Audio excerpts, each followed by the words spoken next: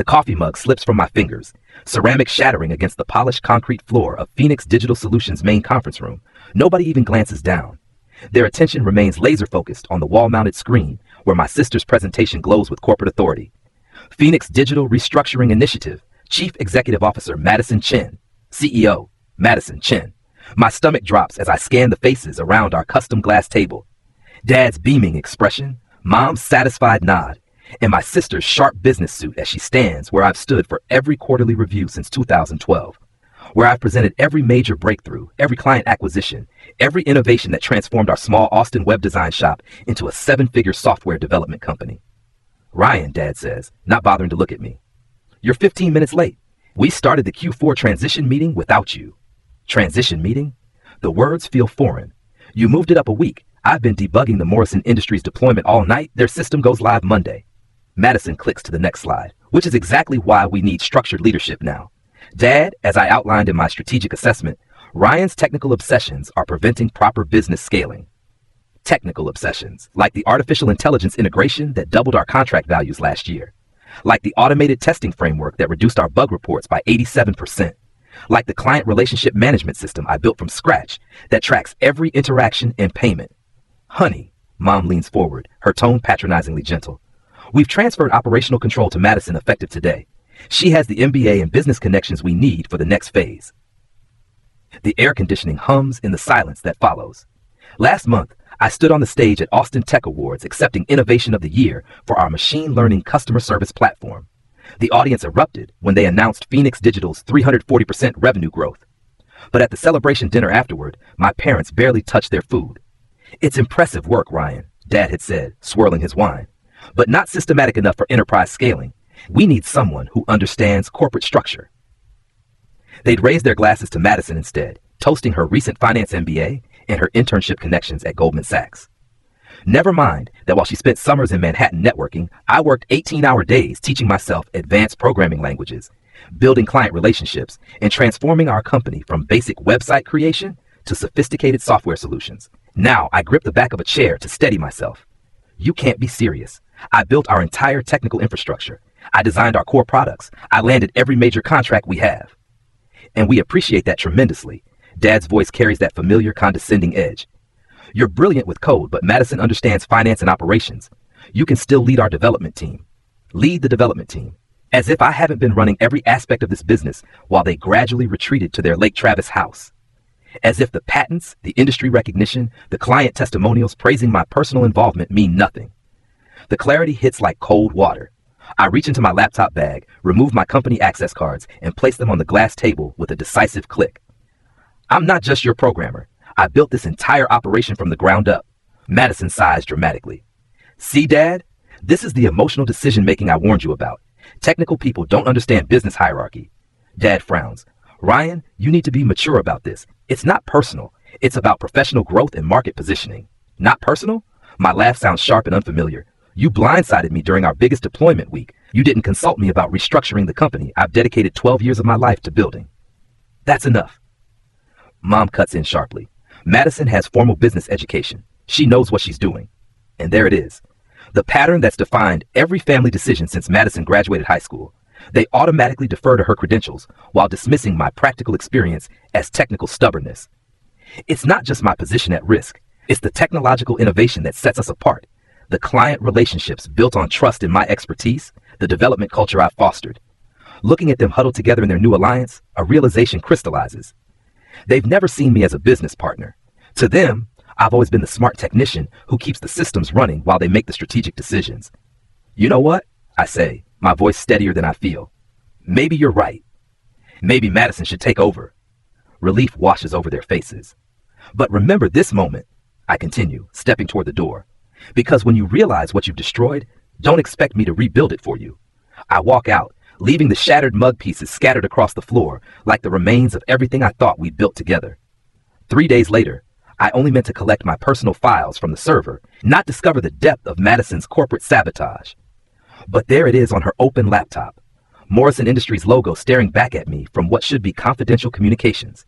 My vision tunnels as I read the email thread, my hands gripping the desk edge for support. Dear Miss Chen, we acknowledge receipt of your proposal to renegotiate our annual contract terms. While we're surprised by the 40% rate increase, we're more concerned about the elimination of the AI-powered features that justified our original investment. Please clarify how these changes align with the innovative solutions Mr. Ryan demonstrated during our initial evaluation. The floor tilts beneath me. That contract wasn't Madison's to renegotiate. I'd spent 8 months developing Morrison's custom AI integration, analyzing their workflow patterns, creating predictive models that saved them $200,000 annually in operational efficiency. Our $1.2 million contract represented nearly 30% of our revenue, built entirely on technological innovations Madison clearly doesn't understand. I scroll down, nausea building as I read Morrison's response to Madison's follow-up. Regarding your suggestion to replace the custom AI features with industry-standard solutions, we must respectfully decline. The competitive advantage Ryan's team provided is precisely why we chose Phoenix Digital over larger firms. If you're unable to maintain this level of innovation, we'll need to explore other partnerships. The betrayal runs deeper than I imagined. Just 4 weeks ago, Madison had sat in my office, legal pad in hand, asking detailed questions about my machine learning algorithms. Just trying to understand the technical side better, she'd said with that MBA polished smile that always impressed our parents. Now I understand she wasn't learning. She was evaluating what could be eliminated to improve profit margins. My hands shake with an anger so profound it feels like another presence in the room. 4 years of computer science education, 12 years of 70-hour weeks, 8 programming certifications, and my sister could arrive and dismantle everything I'd built because she understood business fundamentals. The next morning, I arrive at Phoenix Digital 30 minutes before the team meeting I wasn't invited to attend. The open office buzzes with nervous energy as developers exchange worried glances. I pause outside the glass-walled conference room, watching Madison address our core technical team. Jake, our senior developer of 6 years, sits with arms crossed. Beside him, Sarah, whose cybersecurity expertise has kept us breach-free for 3 years, stares at her laptop screen with obvious frustration. Across from them sits Madison in a navy blazer that still has the department store tags tucked inside the sleeve. The custom development approach is simply unsustainable at our target scale, Madison is saying, distributing glossy folders. We'll be transitioning to proven, off-the-shelf solutions that require less maintenance overhead. Jake clears his throat. Ryan specifically chose our current architecture because it gives clients exactly what they need. Generic solutions won't provide the same value proposition. Our clients are looking for reliability and cost-effectiveness, Madison counters smoothly. Similarly, Sarah will be consolidating our security protocols with industry-standard packages. The custom implementations are too complex for proper documentation. Sarah's jaw tightens. Those complex implementations are why we've never been hacked. Standard packages are targets for every script kiddie with internet access. I can't stay silent. I push through the glass door and 5 heads turn toward me. Ryan? Madison's smile doesn't reach her eyes. This is a leadership meeting. Please coordinate through proper channels. With my team, I counter, moving to stand behind Jake and Sarah, the people who've helped build our technical reputation. Former team, Madison corrects, standing to reassert her authority. Please direct all technical questions through the new hierarchy I've established. What new hierarchy? I ask, reaching for one of the folders.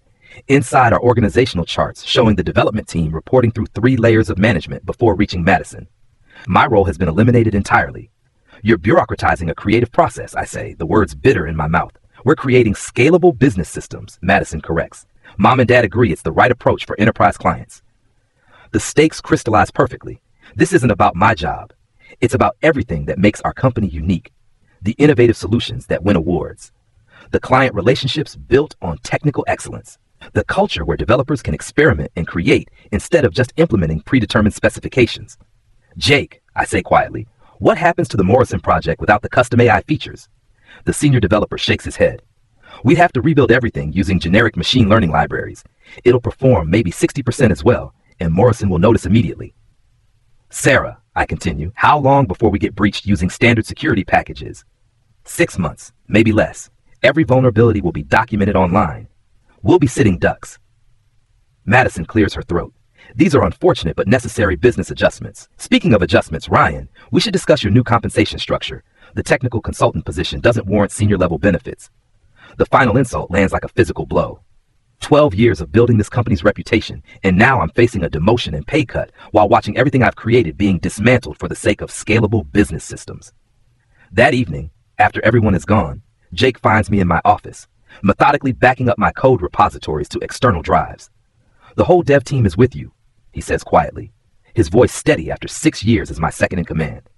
Whatever you decide to do, We believe in innovation, not bureaucracy. As I compress my final project files, the question weighs heavy in my mind. Should I stay and fight for the company I helped build, or walk away completely and start fresh?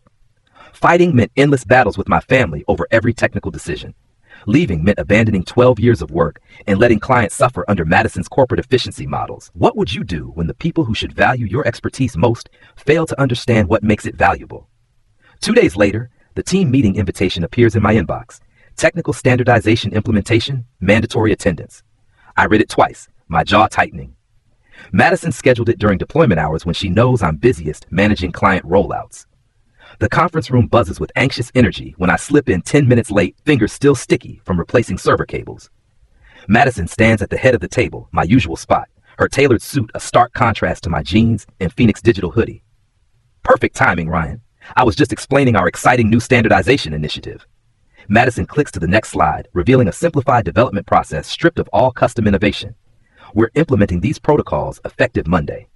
But the Morrison AI system is our biggest differentiator, protests Lisa, our project manager. Their CEO specifically praised Ryan's custom algorithms in last week's review call. Madison's smile tightens. The new protocols prioritize efficiency and maintainability. We can't be held hostage by one developer's pet projects. Like I'm a hobbyist instead of the person who built our entire technological foundation. The changes hit like a tsunami. Within days, client calls begin questioning our new standardized approach. Morrison Industries CTO emails asking why their system performance dropped 35% after the latest update.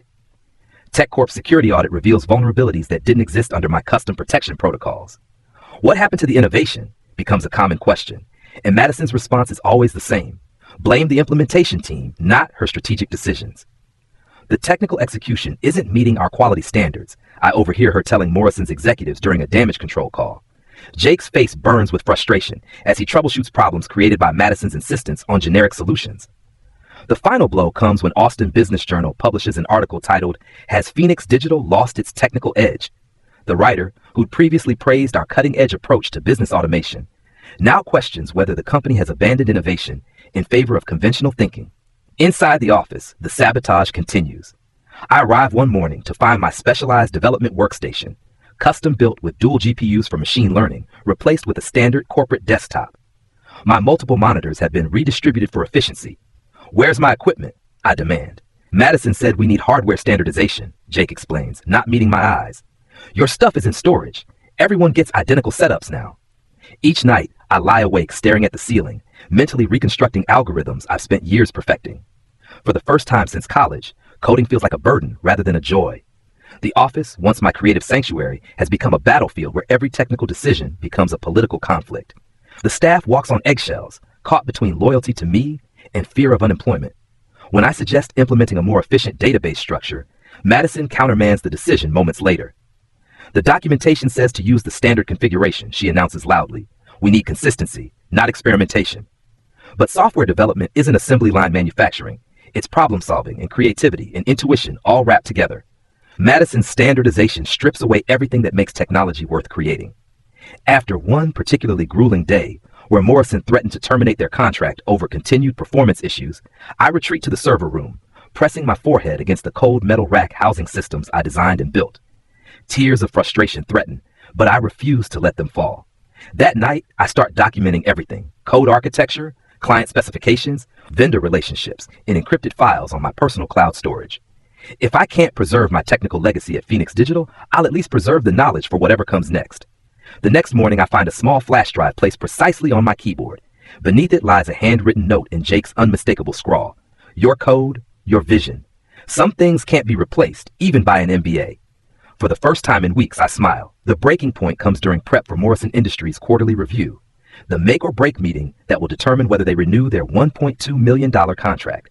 The development team scrambles to address performance issues that wouldn't exist if Madison hadn't eliminated my custom optimizations. I'm debugging a critical database query when my father appears in the doorway, Madison at his shoulder. Ryan, we need to talk about tomorrow's presentation, Dad says carefully. Madison has concerns about your technical recommendations. My recommendations are based on 12 years of experience and Morrison's actual performance data, I reply, not looking up from my screen. Ryan, you need to accept Madison's leadership role, Dad says, stepping closer. This is business, not personal preference. The keyboard freezes under my hands. Everything about technology is personal. That's why clients trust us. They don't connect with standardized solutions. They connect with innovation that solves their specific problems. Morrison wants to see scalable systems, Madison interrupts, not custom solutions that only you understand. Her words crystallize everything wrong with their vision. They don't want a technology company. They want a consulting mill. They don't want my innovations. They want something any developer could maintain. You know what I realized? I say, saving my work and pushing back from the desk.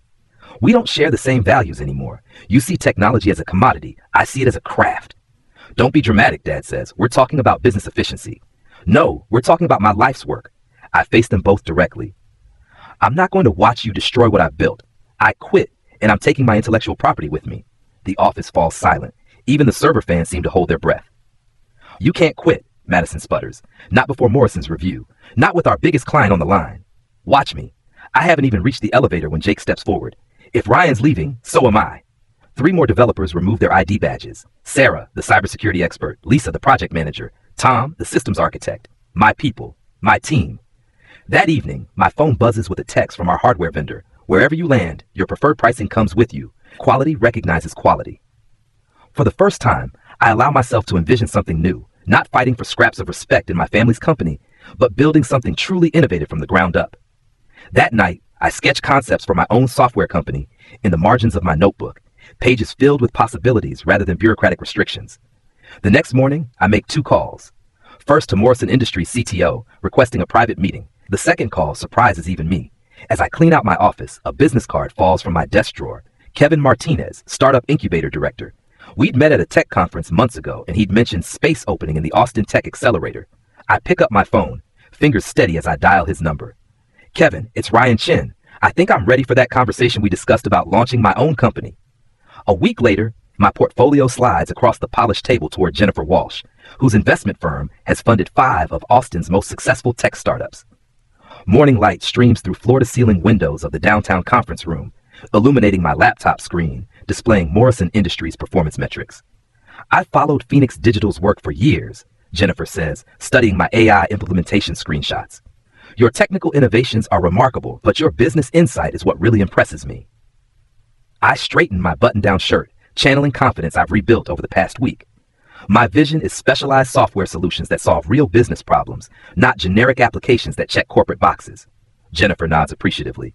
Most developers talk features. You talk outcomes and measurable results. That's exactly what we look for.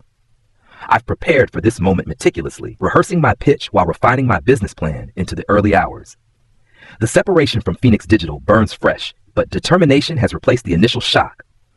I won't just recreate what worked before, I explain, turning to my financial projections. I've identified exactly where corporate bureaucracy kills innovation, and I know how to build a company culture that prevents it. Before I finish my presentation, Jennifer leans forward. I'm interested. Your technical portfolio speaks for itself, but your clarity about lessons learned from the family business tells me you're ready to lead independently. How soon can you establish operations? Weight lifts from my shoulders. Actually, I've already secured space in the Austin Tech Accelerator. 3 of my former team members are joining as co-founders, and we have preliminary interest from 2 major clients. Jennifer raises an eyebrow. Impressive preparation. Let's talk numbers. 2 hours later, I stand in the empty startup space that will house Chin Technologies, negotiating equipment leases and internet infrastructure. Sunlight streams through windows that will soon showcase our development team to potential clients. Each decision feels like reclaiming a piece of my professional identity. Back at my apartment, my phone buzzes with a text from Jake. Madison completely bombed Morrison meeting. They're threatening to sue for breach of contract. System crashed during the demo. I pour a craft beer, savoring both the flavor and the news. The meeting Madison hijacked from me has apparently gone exactly as I predicted. Jake calls an hour later. You would have laughed, he says, his voice hushed. She tried demonstrating your AI system, but couldn't explain how any of it worked. When Morrison's CTO asked technical questions, she just kept saying, our development team can provide those details later. Let me guess, I reply, knowing Madison's tendencies. She focused on cost savings instead of performance improvements. Jake chuckles. Exactly. She presented a slide about operational efficiency gains while their system was literally failing in real time. Morrison's CEO stood up and walked out halfway through. I leaned back on my couch, staring at the ceiling. And the fallout? Chaos. Madison's calling every contractor in Austin, trying to find someone who can fix the performance issues. But nobody understands your custom architecture well enough to debug it properly. Architecture takes years to build properly, I murmur. That's not all, Jake continues. TechCorp terminated their contract this afternoon. Words spreading about quality control problems. Your parents look shell-shocked. The news should feel more satisfying than it does. Instead, I feel a complicated mixture of vindication and sadness for the company's reputation I worked so hard to establish. My phone beeps with an incoming call. Mom, I let it go to voicemail, then listen. Ryan, honey, please call us back. The Morrison contract is in jeopardy, and we need your technical expertise. The family business needs you. Please. Her voice cracks on the final plea. I press my forehead against the cool window glass, watching Austin traffic below. When my mother called that evening, tearfully begging me to save the family business by fixing the Morrison Industries relationship, I hesitated. Would returning to help preserve what I'd built show strength? Or would it simply enable more of the same behavior that drove me out? The next morning, Jake arrives at my apartment with a folder. Thought you might want to see these, he says, sliding a stack of papers across my kitchen counter. Revenue reports, client retention numbers, employee satisfaction surveys. They're in free fall. I flip through the documents, noting the sharp decline in every metric. They'll blame market conditions or external factors. They're trying, but the numbers don't lie. Jake leans against the counter. 3 more developers gave notice yesterday. The whole technical team is jumping ship. Later, Kevin introduces me to specialized vendors from the Austin tech ecosystem who can supply Chin Technologies with cutting-edge hardware unavailable to larger corporations. We tour a server facility downtown, examining high-performance computing clusters. These companies have been supporting startups for decades, Kevin explains. They're excited about working with a technical founder who appreciates their capabilities.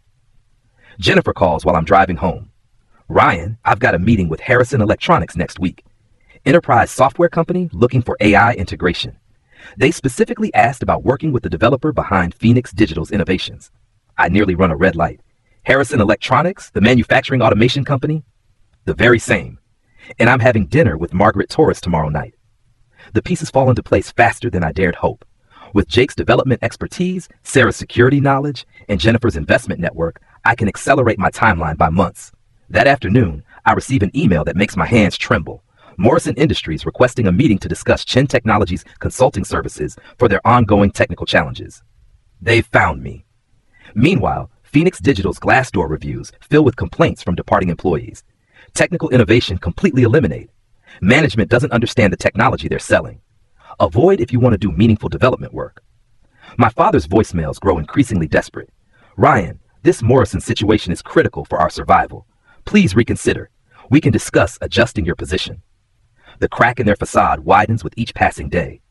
Pride crumbles under the weight of technical debt, revealing the truth I've always known. They need my expertise far more than I need their approval. I stand in the empty space that will become Chin Technologies, envisioning the future taking shape. A future built on innovation, technical excellence, and respect for expertise.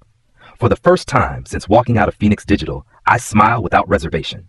A week later, the sight of Dad's Tesla pulling up outside Chin Technologies sends a wave of satisfaction through me. For once, they're coming to me. I stand in the doorway watching as all 3 emerge. Dad with his shoulders unnaturally rigid, Mom glancing nervously at our Austin Tech Accelerator sign, and Madison trailing behind in uncharacteristic silence. Ryan, Dad attempts a warm smile that doesn't reach his eyes. This is interesting. Quite ambitious for a startup, isn't it? I don't respond, simply holding the door open. The construction materials scatter across our open floor plan, exposed brick walls and industrial lighting, creating exactly the innovative atmosphere I've envisioned. We've been trying to reach you, Mom says, her fingers worrying at her phone case. Phoenix Digital needs your help. The technical issues are beyond Madison's expertise. Madison clears her throat. We've developed a new proposal. She pulls out a leather portfolio. Technical partnership arrangement.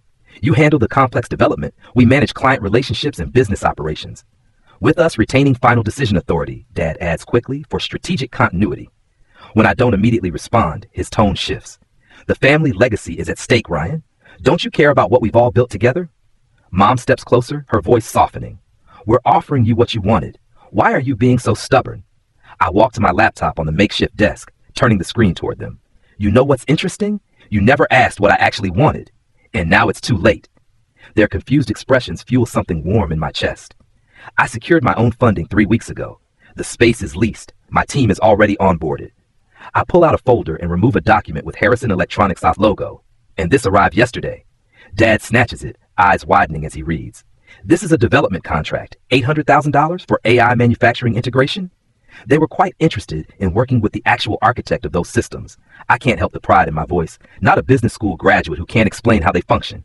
You can't do this, Madison stammers. The Morrison relationship was ours. You can't steal our clients. It was mine. I spent 2 years building that technical partnership. I moved to the center of the room. I didn't want a partnership. I wanted respect. And I found investors who give me both. From another folder, I withdraw a stack of papers and hand them to my father. These might interest you too. He flips through the printouts, color draining from his face. Online reviews of Phoenix Digital since my departure. Technical quality has collapsed. Where's the developer who made this company innovative? Switch to generic solutions that don't solve our problems. Mom peers over his shoulder, her hand covering her mouth. I walk past them toward the development area, gesturing at the space around us. The server room goes there. We're implementing a continuous integration pipeline that automatically tests every code change. Full test coverage, something Madison's efficiency models probably eliminated. I ignore their attempts to interrupt. The client consultation area will feature live demonstrations of our AI capabilities, and we're installing a collaboration space where developers can experiment freely. Dad's face reddens. You're making a mistake. The Phoenix Digital name has market recognition. Clients know our reputation. Maybe, but I was never building your reputation. I was building mine. The truth feels liberating. Clients came for my innovations, not your business processes. That's what you never understood. The front door opens, and 2 technicians enter carrying networking equipment. Delivery for Chin Technologies? Perfect timing, I say, signing for the package. They carefully unpack high-end servers, the latest AI development hardware that Madison would never approve due to cost concerns. The technicians begin installing the equipment in our designated server area, state-of-the-art cooling systems humming to life. You'll lose everything, Madison says, but her voice wavers. Startups fail at a 90% rate. I already lost everything. 12 years of work. My family's trust. I turn to face her fully. But I'm building something better. Madison's perfect composure finally cracks. We can't fix the Morrison system. Nothing works without your custom code. The security vulnerabilities are getting worse every day. That's because software development isn't a standardized business process. It's creative problem solving that requires deep technical understanding. I run my hand along the server rack. You can't replace expertise with MBA frameworks. When they leave, shoulders slumped and heads down, I stand in the center of my space, my company, my future. The satisfaction is deeper than I expected.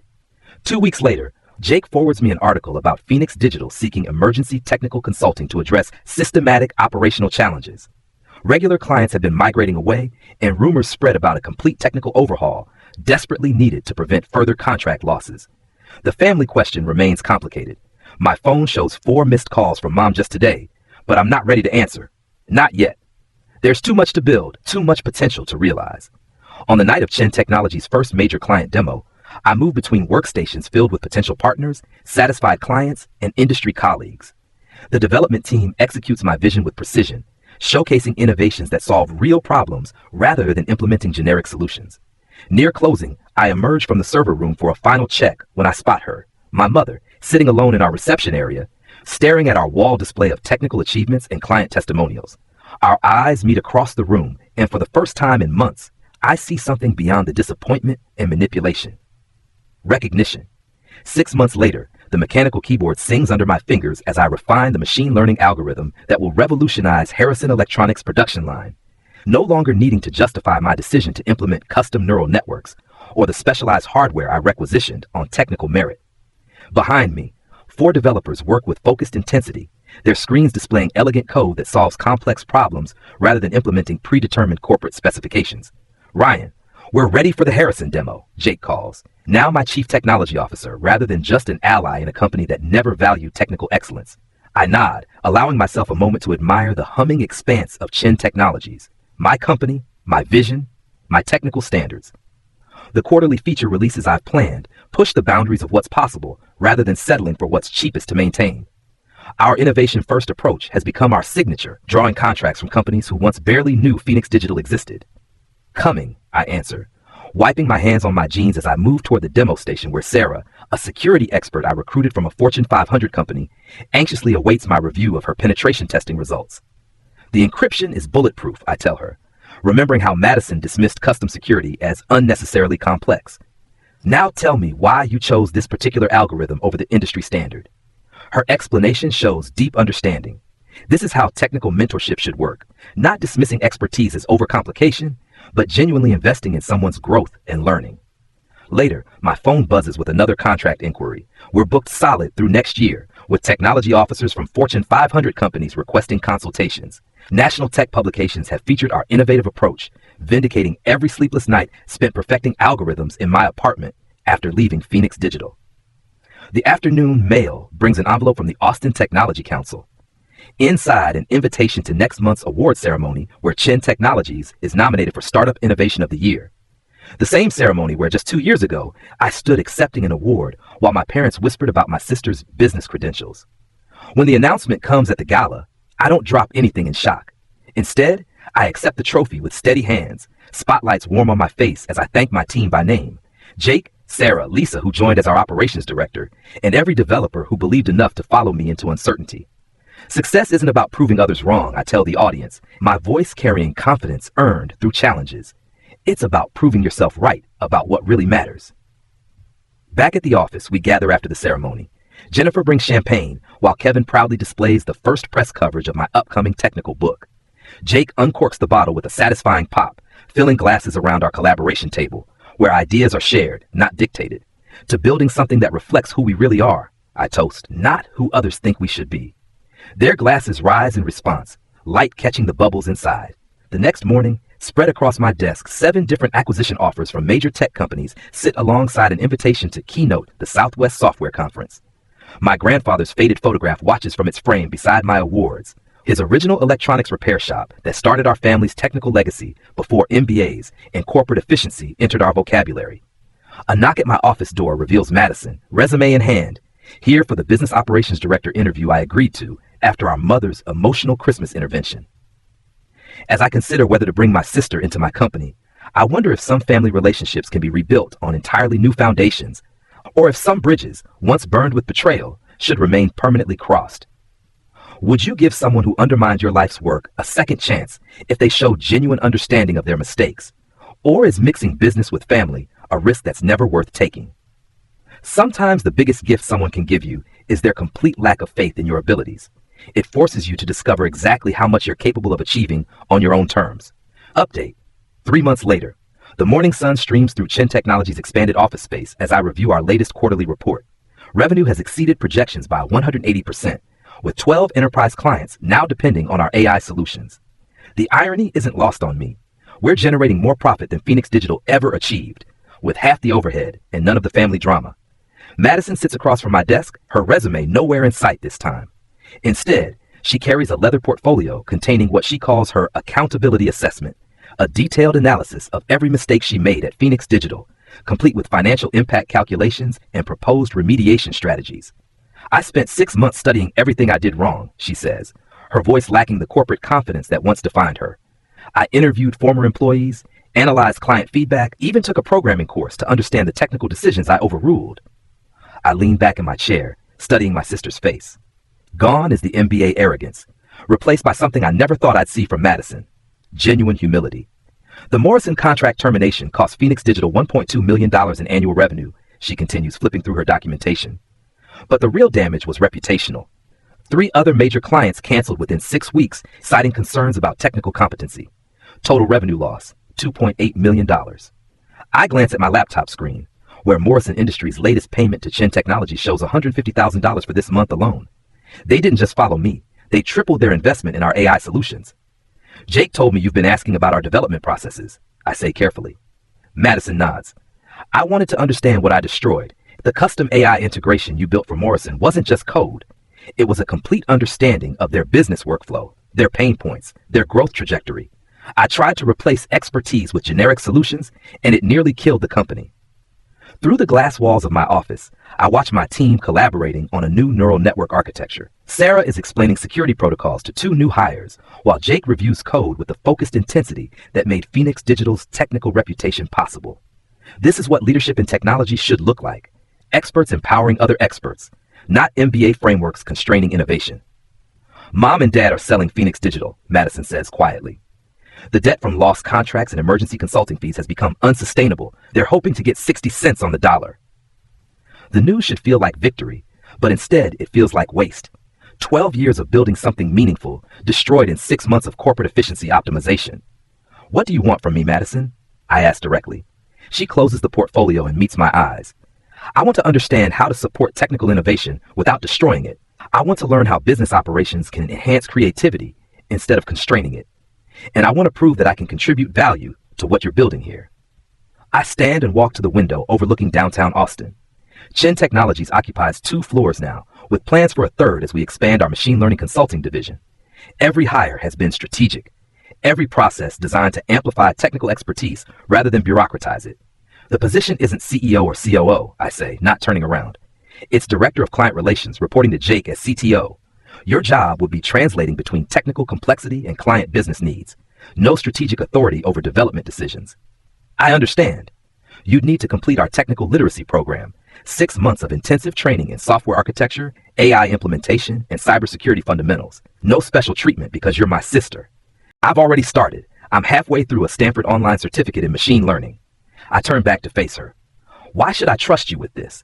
Madison opens her portfolio to a final section, letters from Phoenix Digital's former employees, including testimonials from developers who quit after my departure.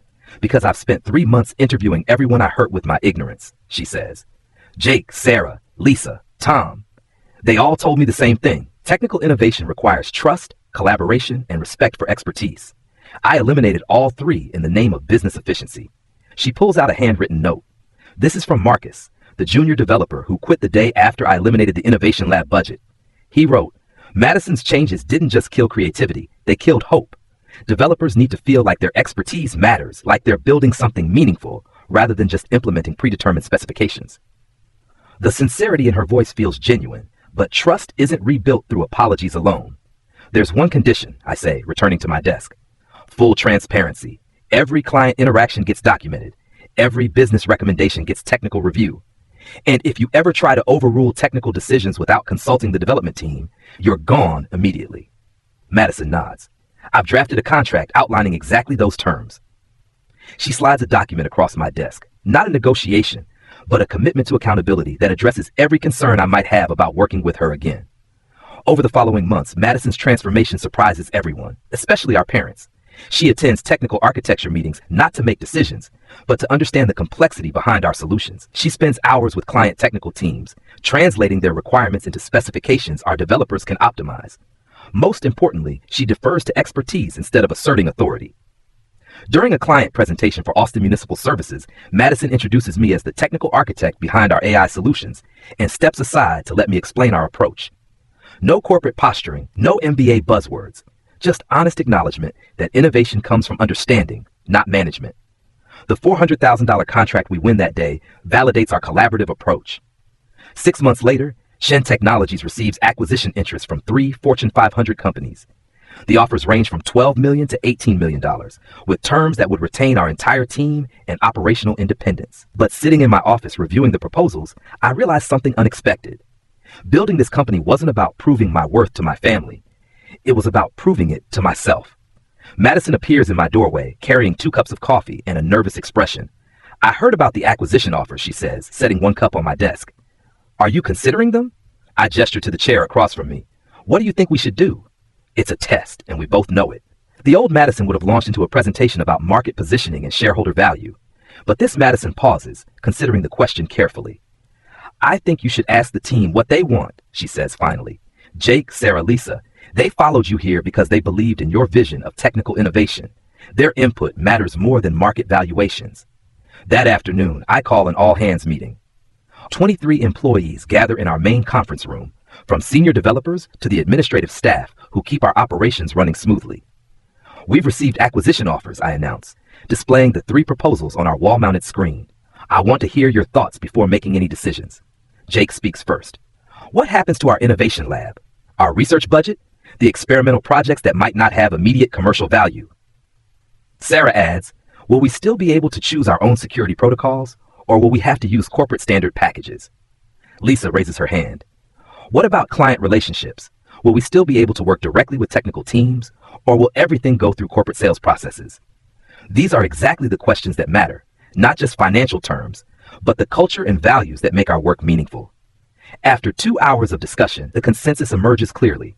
We'll remain independent, continuing to build something unique rather than becoming another corporate technology division. The decision feels right, but it also means greater responsibility.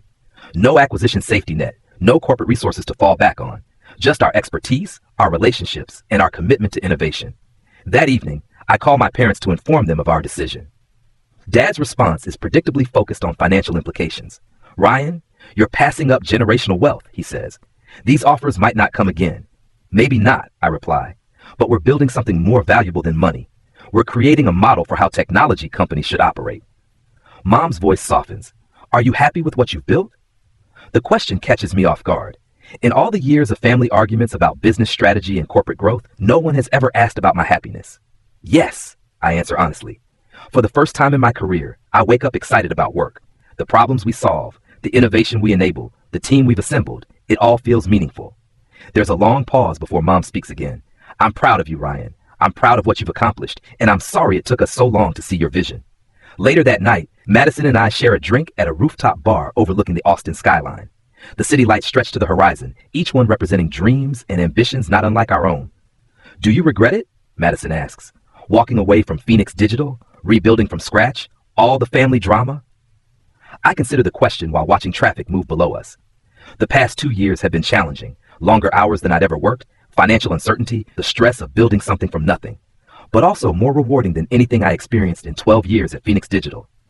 No regrets, I say finally. Sometimes you have to tear everything down to build it right. Madison nods. I regret my part in tearing it down, but I'm grateful for the chance to help build it back up, the right way this time.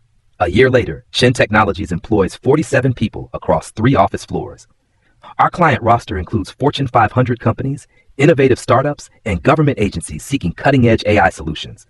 We've been featured in Fast Company, Wired, and the Austin Business Journal as an example of how technology companies can prioritize innovation while maintaining sustainable growth. But the metric that matters most to me isn't revenue or recognition. It's retention. In 18 months, we've lost exactly 0 employees to competitors. People stay because they feel valued, challenged, and part of something meaningful. During our annual planning retreat, I stand before the entire team to outline our vision for the next phase of growth. International expansion, research partnerships with universities, open source initiatives that will benefit the entire technology community. Our success isn't measured just in contracts and revenue, I tell the assembled group. It's measured in the problems we solve, the innovations we enable, and the culture we maintain as we grow. Later, as employees mingle over dinner and drinks, Jake approaches me with a thoughtful expression. You know what I realized? He says. Phoenix Digital was your family's company that happened to employ technical people. This is a technical company that happens to be profitable. That's the difference. He's right. Every decision we make prioritizes expertise and innovation first, with business considerations supporting rather than constraining our technical vision. It's the company I always wanted to build, but never had the authority to create. The evening concludes with presentations from our research teams, experimental projects that might not generate revenue for years, but could revolutionize entire industries. Autonomous code optimization, predictive security threat modeling, neural networks that adapt in real time to changing data patterns. This is what technology companies should be: laboratories for human creativity, amplifiers of expert knowledge, catalysts for solving meaningful problems. As I drive home through Austin's downtown corridors, past startups and established companies pursuing their own versions of innovation, I reflect on the journey that brought me here. The betrayal that seemed devastating at the time forced me to discover capabilities I never knew I possessed. Sometimes the people who believe in you least teach you to believe in yourself most. My phone buzzes with a text from Morrison Industries CTO. Ryan, our latest AI deployment exceeded performance targets by 340%. Your team continues to amaze us. Looking forward to discussing phase 3 expansion. I smile, remembering Madison's presentation about industry standard solutions and the catastrophic demo that followed. Some lessons can only be learned through failure, but wisdom comes from applying those lessons to build something better. At home, I find an envelope waiting on my doorstep, a handwritten letter from my grandfather's business partner, someone I haven't seen since childhood. Inside, a faded photograph of the original electronics repair shop that started our family's technical legacy, along with a note. Your grandfather would be proud of what you've built. He always said the best businesses solve real problems for real people. That's what you're doing with Chin Technologies. Innovation over optimization, people over processes. Keep building. I set the photograph on my desk beside my awards and patents, a reminder that meaningful work transcends generations and corporate structures. What matters isn't the size of the company or the sophistication of the business plan. It's the value created, the problem solved, the lives improved through applied expertise. The next morning brings news that Phoenix Digital has been acquired by a national consulting firm for 37 cents on the dollar. The press release mentions strategic restructuring and operational efficiency improvements, corporate euphemisms for dismantling what took years to build. I feel no satisfaction in their failure, only sadness for opportunities lost and relationships damaged by misplaced priorities. But I also feel profound gratitude for the journey that brought me here. To a company built on respect for expertise, commitment to innovation, and the understanding that true success comes from empowering people to do their best work. Madison stops by my office with our latest client satisfaction scores, 98% approval rating, with specific praise for our technical expertise and collaborative approach. "You were right about everything," she says simply. Innovation can't be managed or optimized. It can only be supported and celebrated. I nod, looking out at our office full of developers, designers, and analysts pursuing solutions to complex problems. Each workstation represents someone who chose to join our mission of technical excellence over corporate convenience. The question now, I tell Madison, is how we maintain these values as we continue growing. Success brings its own challenges. She smiles. That's why we document everything, measure what matters, and never stop asking whether we're serving innovation or just serving ourselves. It's a lesson learned through failure, but applied through success. The understanding that great companies aren't built on business plans or market strategies alone, but on the daily decisions to prioritize expertise, respect creativity, and solve meaningful problems for people who depend on our work. Sometimes the greatest gift isn't getting what you want, but discovering what you're truly capable of building when you trust yourself completely.